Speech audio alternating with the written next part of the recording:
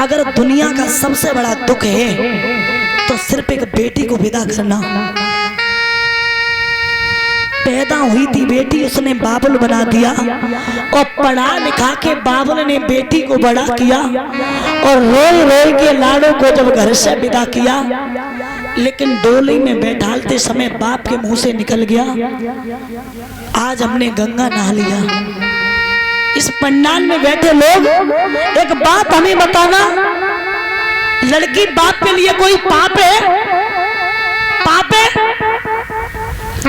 दो एक जगह ऐसी है जहां लड़की बाप के लिए पाप है। तुम्हारी लड़की स्कूल में पढ़ने के लिए गई और किसी लड़के ने छेड़ दी तो ये पाप है, तहलका मच जाता है।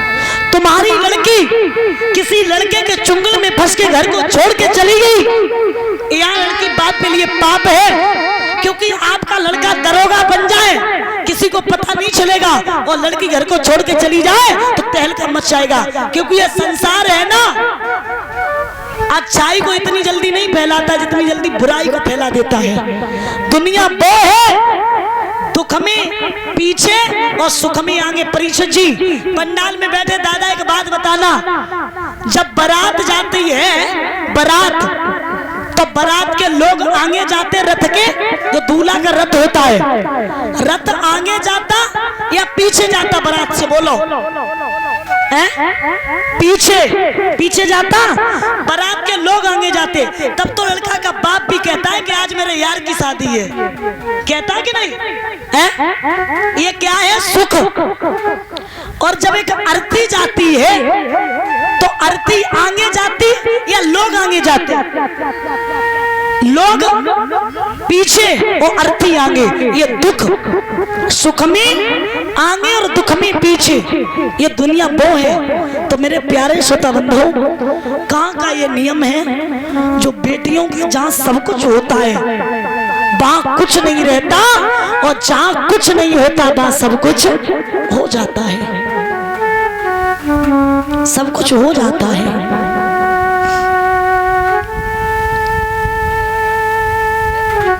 आज बेटों का सम्मान है लेकिन बेटियों का सम्मान नहीं है। बेटियां गर्भ में मारी जा रही हैं, लेकिन मैं कहती हूँ वो अपने कैमरे से जिंदगी के सीन लेता है, वो अपने चाहने वालों के टुकड़े बीन लेता है।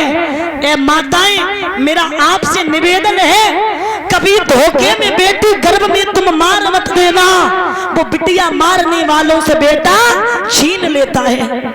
मैं कहती हूँ जो बेटे नहीं कर पाएंगे वो बेटियां आज करके दिखा रही हैं। बेटियां किससे कम है? उन्हीं बेटियों का सम्मान नहीं है।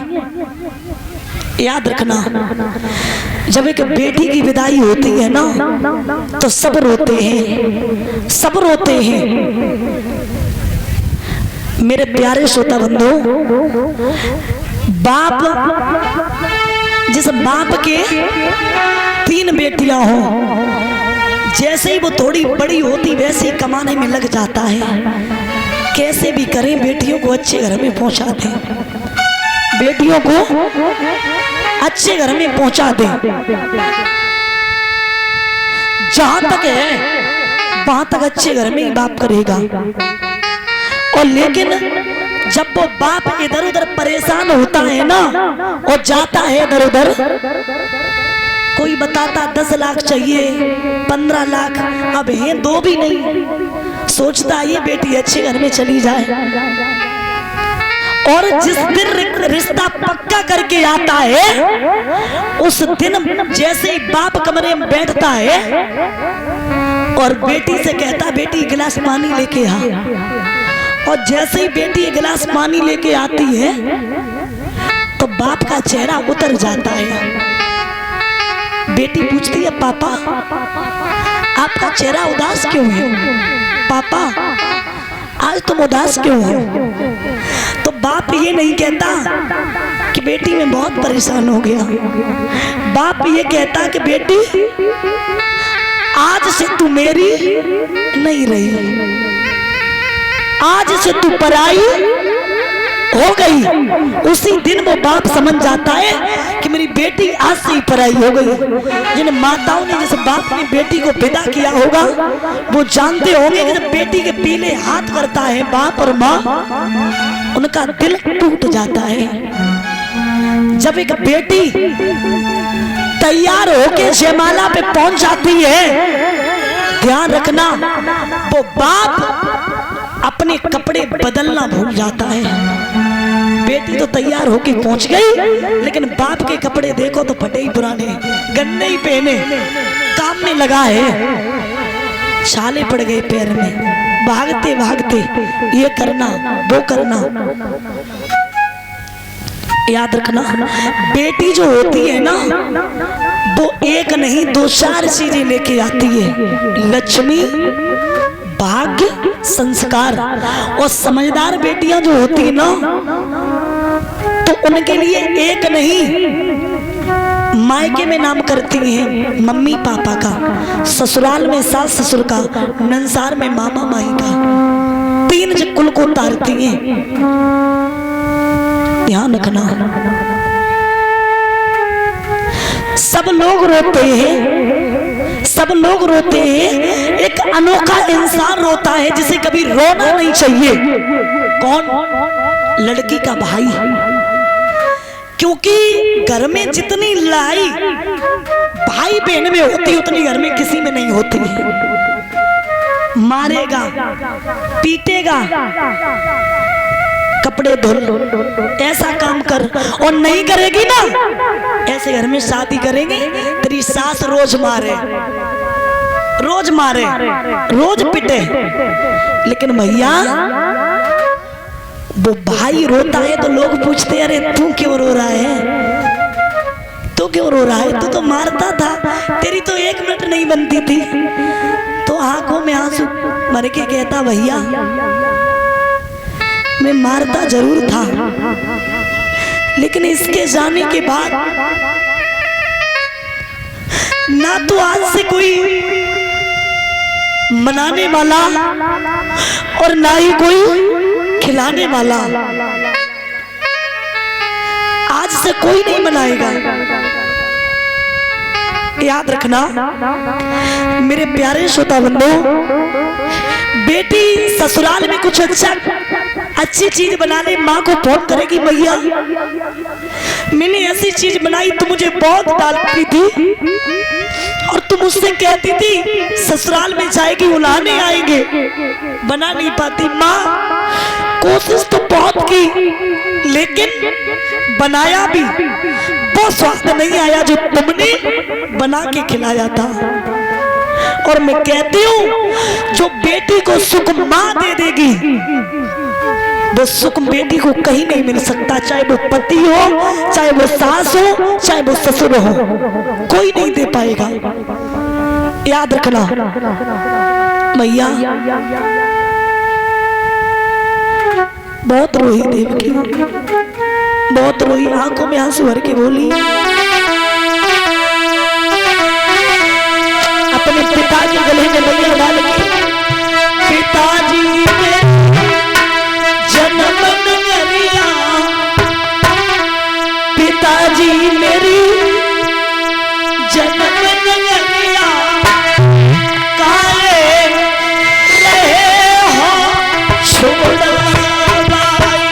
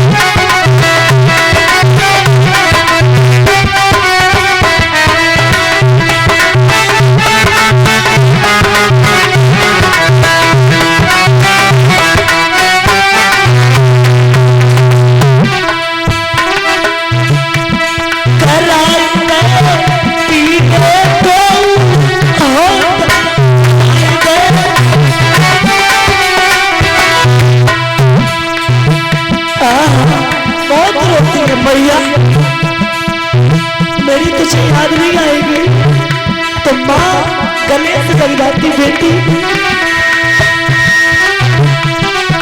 कराई दे पीले दो बात, कराई दे अरे उड़ान गई चटक छुट्टियां करे हो छोटा